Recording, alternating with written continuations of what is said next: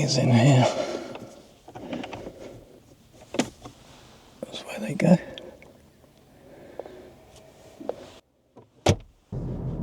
Today is a good day. Not just because I'm out driving the Golf, but because 2024 is a very special year for Volkswagen. To explain why, you have to cast your mind back about 50 years, when Muhammad Ali and George Foreman had the Rumble in the Jungle heavyweight fight. Germany won the World Cup, and the US introduced the 55 miles per hour speed limit to preserve gas. Because more special than all of that, in my eyes anyway, is the first Golf rolled off the production line on the 29th of March 1974. Robuste Gleichgültigkeit an den Tag legt. VW Scirocco entspricht. So geht es auch im Innenraum des Golf modern und sympathisch zu.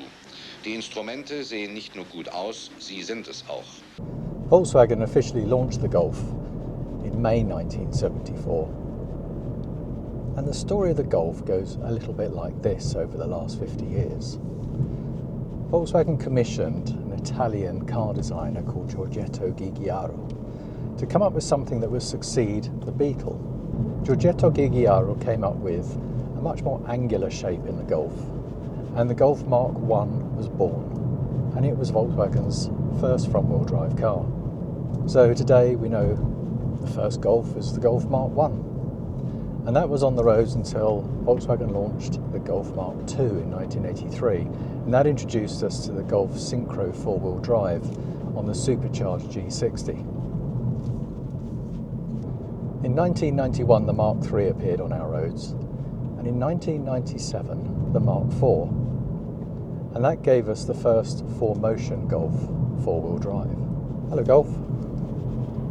In 2003 the Mark V Golf was born, and that to me is when the Golf started to look a little bit more softer in shape, a little bit more modern, and the trim fit inside just seemed to have been upped a little bit. So the Mark VI was born in 2008, and then just 4 years later in 2012 we had the Mark VII, which is this little beauty I'm driving now. My car is a 2-litre GTD, 184 brake horsepower. I've not modified it in any way. The only factory option I ordered was metallic paint. So now since 2020 we've had the Golf 8 on sale. What do you think has been the success of the Golf over the last 50 years? I mean, most people would say it's an all-rounder, it does the job, never lets you down, that sort of thing. But there's a lot more to it, I think. You've got the GTI back in the 1980s, and that was the must-have hot hatch at the time. And that spurred on other models like the 205 GTI, the 1.6, the 1.9. Then you got the GTI 16 valves, Astra GTE 16 valves, Renault 5 GT Turbo, all those classic hot hatches.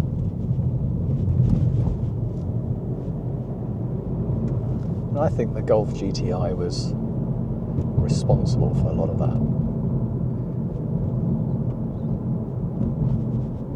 I think that gives it its heritage.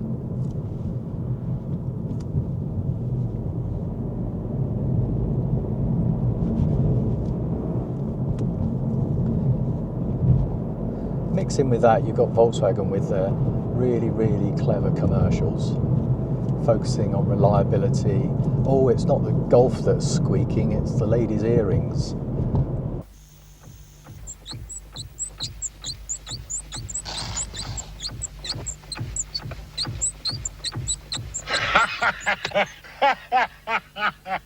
Ecco qua.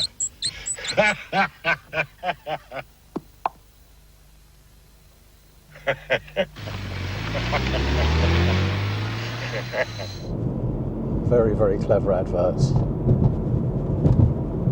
The other thing with the Golf is it's got such a big range. You've got the full-on Golf R four-wheel drive, And then you can go back to a nice sedate 5-door hatchback. That'll do the job very, very nicely indeed.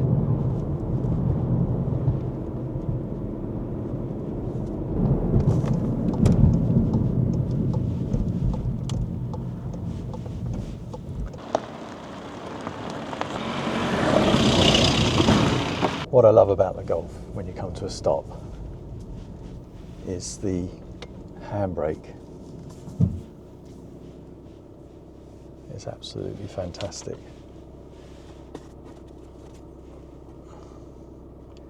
A lot of people have commented on the noise. Let's see if we can have a listen. I've turned the auto hold off, so it should not come on yet. And I'm just going to put the window down, hold my microphone outside. Have a listen to this.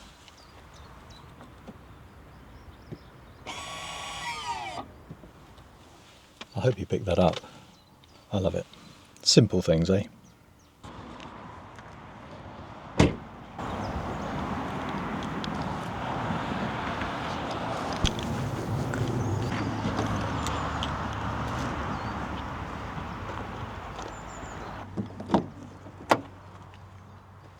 So I think we'll head off.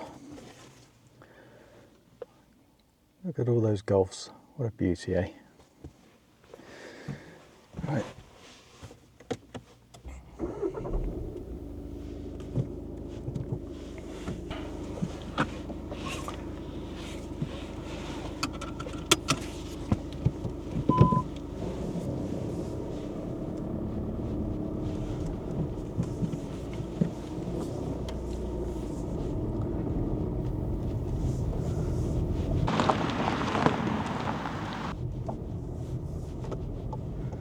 So Volkswagen have found more than 37 million buyers for the Golf over the 50 years.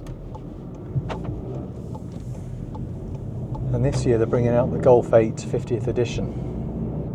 There's a few tweaks with a more angular front end and a more angular rear end. And also, what I can't wait to see is an illuminated Volkswagen badge. I hope that's something that you can get for older Golfs in the future. Could be good fun.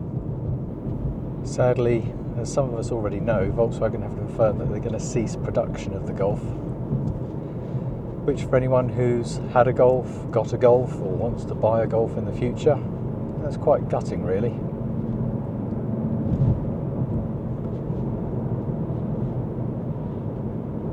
Moving to electric just isn't going to work in this format, I guess. I've never driven an electric Volkswagen, so I can't comment. I'd love to drive one at some point. If you've driven one, let me know what you think. How does it compare? So we've had 50 years of the Golf with some great derivatives, starting with the humble two-wheel drive Mark 1. We've had VR6s, 2.8, 4 motions, Synchro G60s, supercharged engines, estates, hatchbacks, 3 doors, 5 doors, 16 valves, all sorts. It's going to be sad to see it go. But in the meantime, let's enjoy the Golfs on the road at the moment. And any Golfs you're going to buy, I would buy one quickly.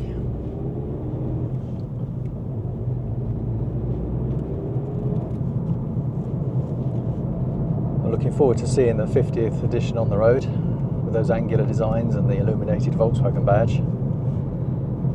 Hopefully Volkswagen carry on making the Golf for a little while longer, eh? Catch you soon.